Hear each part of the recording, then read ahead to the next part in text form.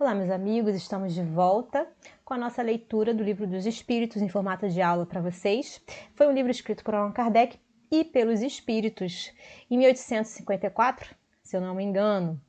Bom, nós estamos na segunda parte do livro, no capítulo 4, que fala da pluralidade das existências, né? Nós já falamos sobre a reencarnação, falamos sobre a justiça da reencarnação e hoje nós falaremos sobre a encarnação nos diferentes mundos. É bem legal esse assunto aqui. Espero que vocês apertem os cintos para a nossa viagem. Caso vocês tenham alguma pergunta, podem fazer nos comentários, que eu vou ficar muito contente em respondê-las. Só um momento que eu vou aumentar aqui para a gente. Então, encarnação nos diferentes mundos. Nós estamos na pergunta, 172, né? Kardec faz a seguinte pergunta: as nossas diversas existências corporais se verificam todas na Terra? Então, o que ele quis perguntar aqui? Será que todas as vezes que nós reencarnamos no mesmo planeta, ou seja, no planeta Terra? E aí os espíritos respondem: não são todas as nossas existências no planeta Terra. Vivemos-las em diferentes mundos. As que aqui passamos não são as primeiras e nem as últimas. São, porém, das mais materiais e das mais distantes da perfeição. Então, as experiências que ocorrem aqui no planeta Terra são as mais materiais que a gente já passou e as mais distantes da perfeição também. Bom, pergunta 173. A cada nova existência corporal, a alma passa de um mundo para outro ou pode ter muitas existências no mesmo globo? E aí os espíritos respondem: podem, né? Ela pode viver muitas vezes no mesmo globo se não se adiantou bastante para passar a um mundo superior, né? Então, a pessoa pode ter vindo muitas vezes para a Terra até que ela se prepare para ir para outro mundo melhor. Pergunta seguinte: podemos então reaparecer muitas vezes na Terra? Resposta: certamente. Podemos voltar a este depois de termos vivido em outros mundos? Então a gente vai para outros mundos e volta para o planeta Terra? Sem dúvida, é possível que já tenhais vivido algures e na Terra. Então é completamente possível que nós tenhamos vivido em outros planetas e também na Terra. Bom, pergunta 147. Tornar a viver na Terra constitui uma necessidade? E aí a resposta é: não é uma necessidade, mas se não progredistes, podereis ir para outro mundo que não valha mais do que a Terra e que talvez até seja pior do que ela. Pergunta 175. Haverá alguma vantagem em voltar-se a habitar a Terra? Resposta: nenhuma vantagem particular, a menos que seja em missão, caso em que se progride aí como em qualquer outro planeta.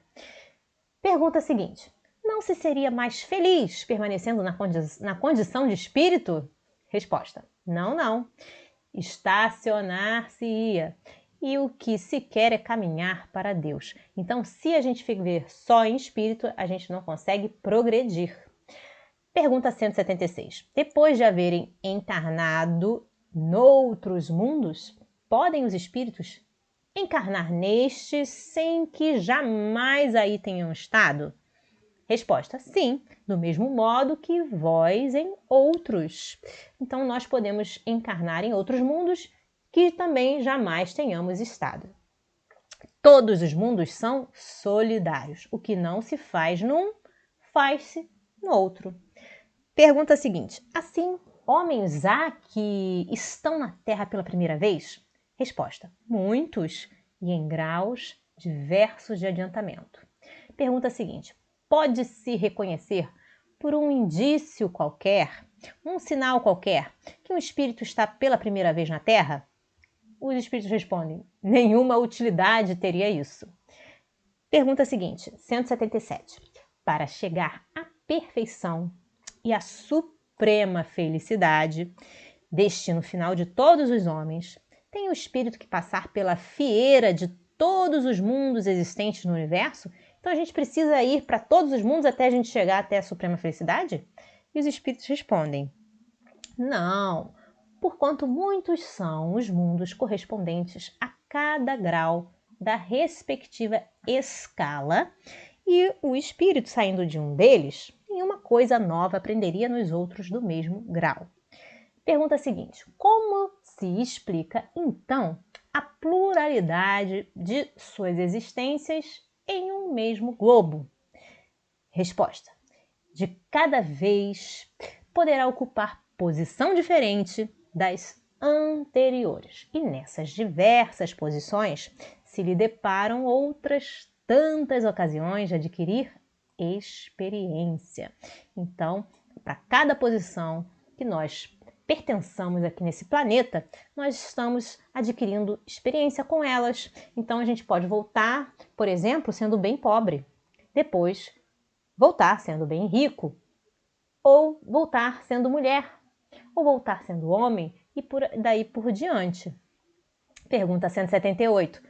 Podem os espíritos encarnar em um mundo relativamente inferior a outro que já viveram? Quer dizer, primeiro você está num planeta de expiação, você vai para um planeta primitivo. Ou você está um planeta de regeneração, você vai para o planeta de expiação. Será que é possível? Os espíritos dizem sim. Quando em missão é possível um espírito encarnar em um mundo relativamente inferior. Isso é missão, com o objetivo de auxiliar em progresso, ajudar o planeta a crescer, caso em que aceitam alegres as tribulações de tal existência por lhes proporcionar meio de se adiantarem. Então, tudo de difícil que acontecer com a pessoa no mundo inferior, estando em missão, isso auxilia ela a progredir e também o mundo a progredir. Bom, e aí a pergunta é a seguinte: mas, entretanto, contudo, porém, não pode dar-se também por expiação? Tipo, você sai de um mundo superior e vai para um mundo inferior por expiação? Não pode Deus degradar para mundos inferiores espíritos rebeldes? Então, você está sendo rebelde, vai para o mundo inferior? Os espíritos respondem: os espíritos podem conservar-se estacionários no mesmo lugar, mas não retrogradam. Em caso de estacionamento, a punição deles consiste em não avançarem, em recomeçarem no meio conveniente à sua natureza as existências mal empregadas. Então ele vai no meio que pertence à natureza dele e não em alguma coisa menor que a natureza dele. Pergunta: quais os espíritos que têm de recomeçar a mesma existência? E aí os espíritos respondem: o que faliram em suas missões ou em suas provas. Pergunta 179. Os seres que habitam cada mundo hão todos alcançado o mesmo nível de perfeição? E aí os espíritos dizem: não, dá-se em cada um o que ocorre na Terra. Uns espíritos são mais adiantados que os outros, então não tem, todos o mesmo nível de perfeição. Pergunta seguinte, 180. Passando deste planeta para outro planeta, conserva o espírito a inteligência que aqui tinha? E aí os espíritos respondem: sem dúvida, a inteligência não se perde. Pode, porém, acontecer que ele não disponha dos mesmos meios para manifestá-la, dependendo isto da sua superioridade e das condições do corpo que tomar. E aí Kardec diz o seguinte: veja-se influência do organismo, no capítulo 7, na parte 2ª. Então, dependendo do corpo que a gente tome, a gente vai conseguir manifestar nossa inteligência ou não. Pergunta 181. Os seres que habitam os diferentes mundos têm corpos semelhantes aos nossos? Resposta: é fora de dúvida que tem corpos, porque o espírito precisa estar revestido de matéria para atuar sobre a matéria. Esse envoltório, porém, é mais ou menos material conforme o grau de pureza a que chegaram os espíritos.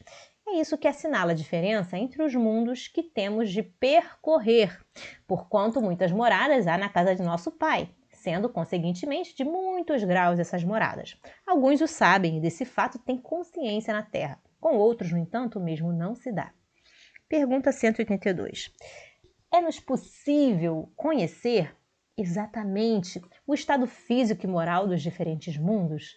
Resposta: nós, espíritos, só podemos responder de acordo com o grau de adiantamento em que vos achais. Então, eles só podem responder para Kardec ou para nós, né, que estamos lendo, conforme a gente possa entender.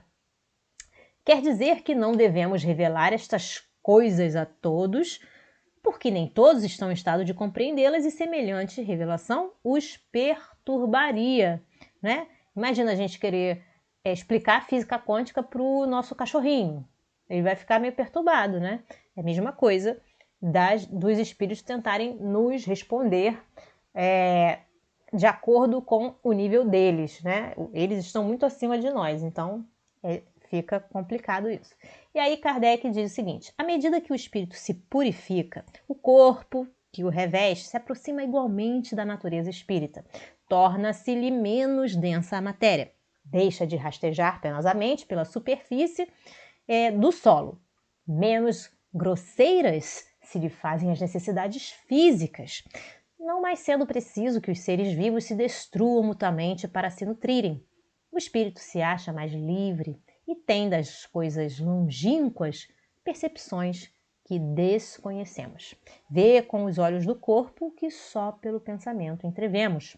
Da purificação do espírito decorre o aperfeiçoamento moral para os seres que eles constituem quando encarnados. As paixões animais se enfraquecem e o egoísmo cede lugar ao sentimento da fraternidade. Assim é que, nos mundos superiores ao nosso, se desconhecem as guerras, carecendo de objeto os ódios e as discórdias, porque ninguém pensa em causar dano ao seu semelhante.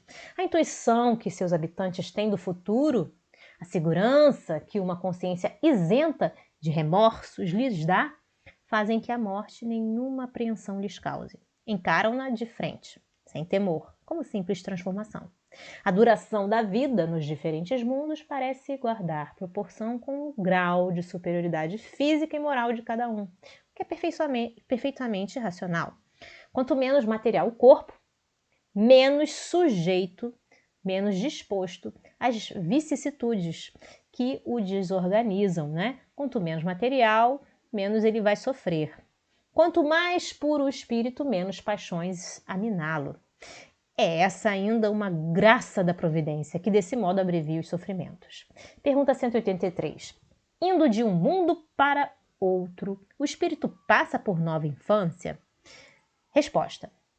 Em toda parte, a infância é uma transição necessária, mas não é em toda parte tão obtusa como no vosso mundo. Pergunta 184. Tem o espírito a faculdade de escolher o mundo onde passe a habitar? Resposta.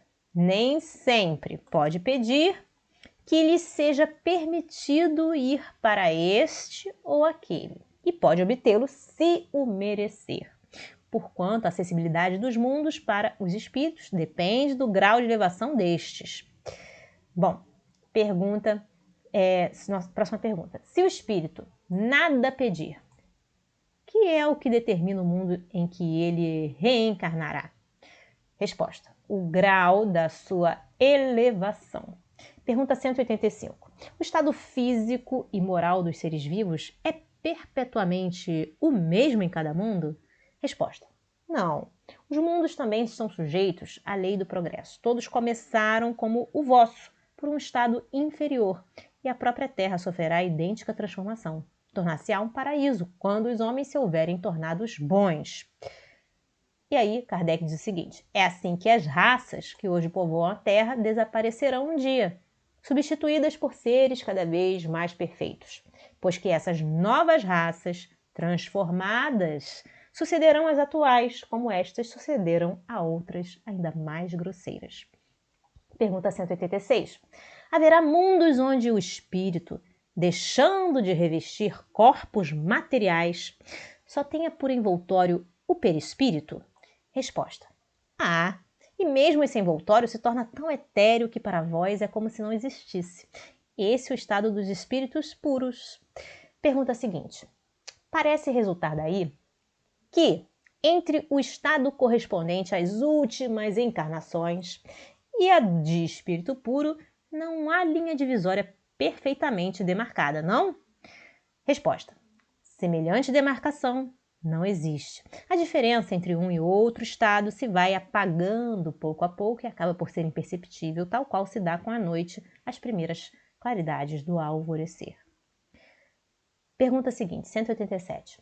A substância do perispírito é a mesma em todos os mundos? Resposta, não. É mais ou menos etérea. Passando de um mundo a outro, o perispírito se reveste da matéria própria desse outro, operando-se, porém, essa mudança com a rapidez do relâmpago. Pergunta 188. Os espíritos puros habitam mundos especiais ou se acham no espaço universal, sem estarem mais ligados a um mundo do que a outros? Resposta. Os espíritos habitam certos mundos, mas não lhes ficam presos, como os homens à terra. Os espíritos podem, melhor do que os outros, estar em toda parte. E aí vem uma nota de Kardec que ele coloca aqui, olha. Segundo os espíritos, de todos os mundos que compõem o nosso sistema planetário, a Terra é dos de habitantes menos adiantados, física e moralmente. Marte lhe estaria ainda abaixo, sendo Júpiter superior de muito a todos os respeitos. O Sol não seria um mundo habitado por seres corpóreos, mas simplesmente um lugar de reunião dos espíritos superiores, os quais de lá irradiam seus pensamentos para outros mundos, que eles dirigem por intermédio de espíritos menos elevados, transmitindo-os a estes por meio do fluido universal. Considerando do ponto de vista da sua constituição física, o Sol seria um foco de eletricidade. Todos os sóis, como que estariam em situação análoga. O volume de cada um e a distância a que esteja do Sol nenhuma relação necessária guardam com o grau do seu adiantamento, pois que, do contrário, Vênus deveria ser tida por mais adiantada do que a Terra e Saturno menos do que Júpiter. Muitos espíritos que na Terra animaram personalidades conhecidas disseram estar reencarnados em Júpiter, um dos mundos mais próximos da perfeição, e há causado espanto que nesse globo tão adiantado estivessem homens a quem a opinião geral aqui não atribuía tanta elevação. Nisso nada há de surpreendente. Bom, ficamos por aqui. Peraí, não tem mais uma resta aqui. Bom, ok. Então, nisso nada há de surpreendente. Voltando aqui, eu pensei que tinha um ponto final. Desde que se atenda, né? Desde que atenda a que, possivelmente, certos espíritos habitantes daquele planeta foram mandados à Terra para desempenharem aí certa missão, que aos nossos olhos os não colocava na primeira plana. Em segundo lugar, devemos prestar atenção aqui. Entre a existência que tiveram na Terra e a que passaram a ter em Júpiter, podem eles ter tido outras intermediárias em que se melhoraram. Finalmente, cumpre-se considere que naquele mundo, como no nosso, múltiplos são os graus de desenvolvimento e que, entre esses graus, pode mediar lá a distância que vai entre nós do selvagem ao homem civilizado. Assim, do fato de um espírito habitar Júpiter, não se segue que esteja no nível dos seres mais adiantados, do mesmo modo que ninguém pode considerar-se na categoria de um sábio do Instituto só porque reside em Paris. As condições de longevidade, do alcance da vida, não são tampouco, em qualquer parte, as mesmas que na Terra e as idades não se podem comparar.